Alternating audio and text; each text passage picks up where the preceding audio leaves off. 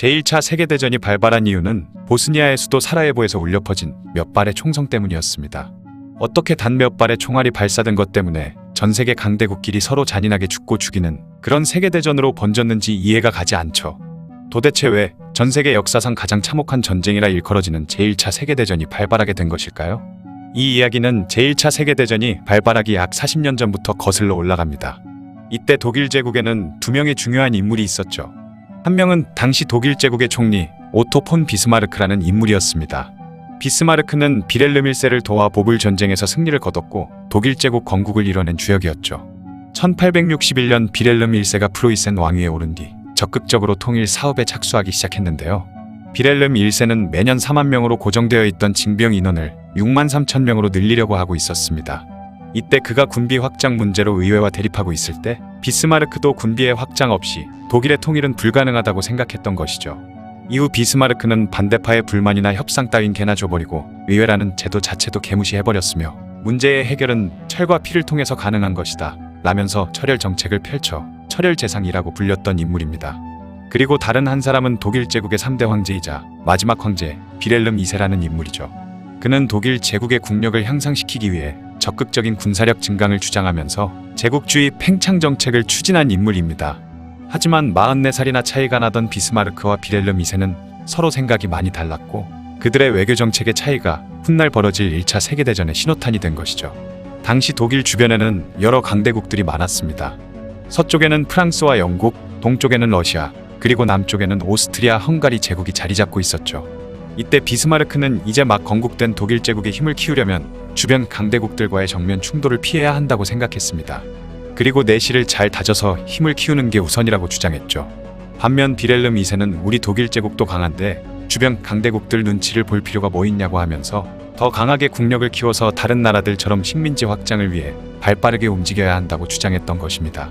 그렇게 내실을 다지고 안정적으로 나라를 이끌어야 한다는 비스마르크와 힘을 키워 바깥으로 더욱 세력을 팽창시키려는 비렐름 2세가 대립하게 되었던 것이죠. 결국 두 사람의 정치적 갈등은 합의점을 찾지 못하고 갈수록 깊어졌고 이에 비렐름 2세는 비스마르크에게 사임을 요구하기에 이르렀습니다. 그렇게 비스마르크는 총리 자리에서 사퇴할 수밖에 없었고 그땐 그 누구도 알 수 없었지만 비스마르크의 사퇴는 결국 유럽 전체를 피해 물들게 했던 것이죠. 비스마르크 사퇴 후 더 이상 자신의 의견에 적극적으로 반대할 사람도 없어지자 비렐름 2세는 자신의 뜻대로 정책을 펼쳐나갔습니다.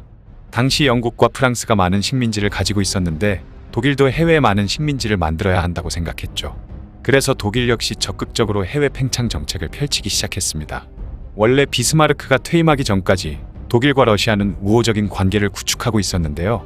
당시 독일은 프랑스와 러시아는 오스트리아 제국과 갈등 관계에 있었기 때문에 혹시 서로 전쟁이 났을 때 독일과 러시아는 중립을 약속했었는데 비렐름 2세는 그런 러시아와의 동맹을 깨버렸던 것입니다. 이때 러시아는 독일과의 동맹이 깨지자 다른 동맹국이 필요했고 결국 독일과 원수지간이던 프랑스와 손을 잡고 만 것이죠. 그렇게 독일은 서쪽의 프랑스와 동쪽의 러시아 양국의 견제를 받게 되었습니다. 한편 당시 최강대국이었던 영국은 지리적 요인으로 인해 다른 나라들보다 강력한 해군을 보유하고 있었는데요. 비렐름 2세가 외국의 식민지를 건설하기 위해서는 강력한 해군이 필요했고 그렇게 영국과 프랑스 등 다른 열강들을 뛰어넘기 위해서 막대한 재정을 투입해 해군력을 증강시키기 시작했던 것이죠. 독일의 해군력이 강해지면 강해질수록 가장 신경이 거슬리는 건 다름 아닌 영국이었고 그렇게 영국과 독일 사이도 틀어지게 되었습니다. 영국은 자칫 잘못하다가는 자신들의 패권이 독일에 넘어갈 것을 우려해 독일을 견제하기 위한 동맹국을 찾기 시작했죠. 그렇게 영국도 프랑스와 동맹을 결성하면서 영국, 프랑스, 러시아 이 세 강대국은 서로 손을 잡게 된 것입니다. 비렐름 2세는 외국의 정세가 어떻게 돌아가고 있는지는 별 관심도 쏟지 않은 채 오직 식민지 건설에만 혈안이 되어 있었는데요.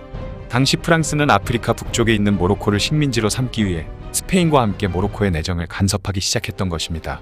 프랑스의 세력 확장을 굉장히 못마땅해 했던 비렐름 2세는 1905년 3월 전격적으로 모로코를 방문해 모로코의 술탄과 회담을 가진 뒤 모로코의 지원을 약속했던 것이죠.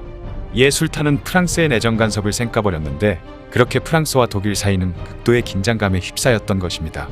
모로코를 두고 발 한 짝을 쓱 끼워넣은 독일은 자신들도 모로코에 이권이 있다며 프랑스와 대립각을 세웠고 결국 이 모로코 문제는 아레시라스 회담을 통해 결정이 나게 되는데 이때 오스트리아 제국 외에 다른 어떤 나라도 독일의 편을 들어주지 않자 비렐름 2세는 분노하여 더욱더 적극적으로 팽창 정책을 추진하게 되죠.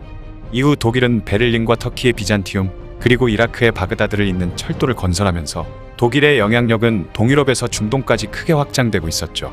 이에 영국과 프랑스는 굉장히 불편한 심기를 드러냈는데 당시 전 세계를 좌지우지하는 강력한 패권국이던 자신들에 대한 독일의 도전으로 받아들였던 것입니다.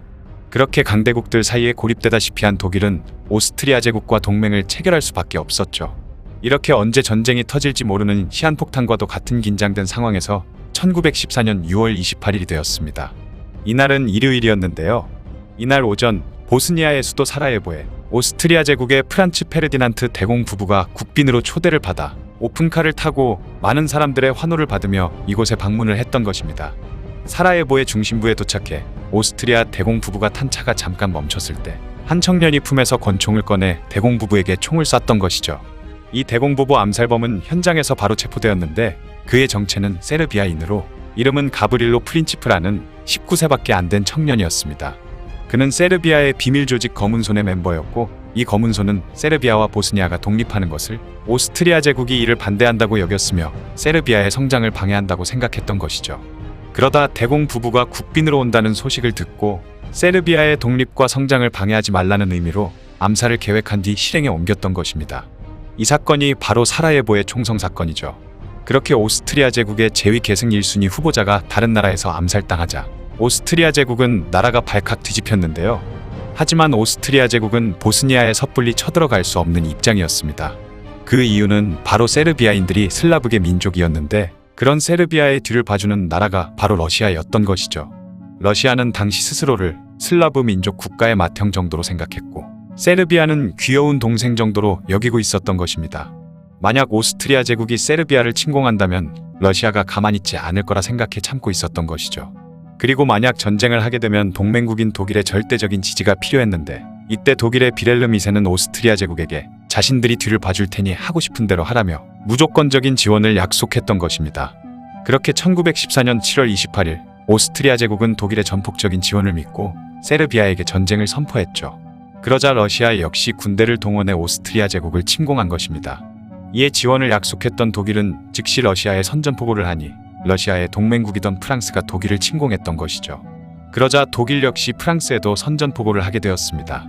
당시 영국은 느닷없이 여기저기서 분쟁이 발생하고 전 유럽이 휘말려들어 대규모로 전쟁이 커지려고 하자 자신들은 중립을 지켰는데요. 그런데 독일이 중립국이던 벨기에를 먼저 침공해 프랑스에 쳐들어가면서 국제협약을 위반했다는 명분으로 영국도 독일에 선전포고를 했으며 이에 독일도 영국의 맞대응으로 선전포고를 하게 되었죠. 일본 제국 또한 영일동맹에 근거하여 독일 제국에게 선전포고를 했으며 당시 영국에게 전함 사기를 당해 영국에 개빡쳐 있던 오스만 제국도 독일과 손을 잡고 이 전쟁에 참전하게 됩니다. 그리고 불가리아는 과거부터 세르비아와 국경 분쟁이 있었기 때문에 세르비아에 쳐들어가게 되면서 걷잡을 수 없이 대규모의 전쟁으로 확대되어 버린 것이죠. 이렇게 꼬리에 꼬리를 물고 선전포고가 이어지다가 전쟁은 독일 제국, 오스트리아 제국, 오스만 제국, 불가리아 왕국의 동맹국과 러시아 제국, 프랑스, 대영 제국, 벨기에 왕국, 세르비아 왕국의 연합국 이 두 진영으로 나뉘게 되었습니다.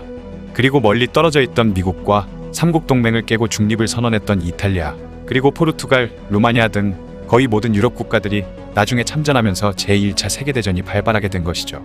단순히 오스트리아 제국과 세르비아 간의 분쟁으로 끝날 수 있었던 전쟁은 당시 강대국들끼리에 의해 관계가 복잡히 얽혀 있으면서 언제 터질지 모르는 화라산 같은 분위기였기 때문에 대규모 전쟁으로 번져버린 것입니다. 만약 비스마르크가 사퇴하지 않고 외교 소환을 발휘했다면 이런 대참사는 없었을 것 같네요. 1차 세계대전이 일어난 이유에 대한 이야기였습니다.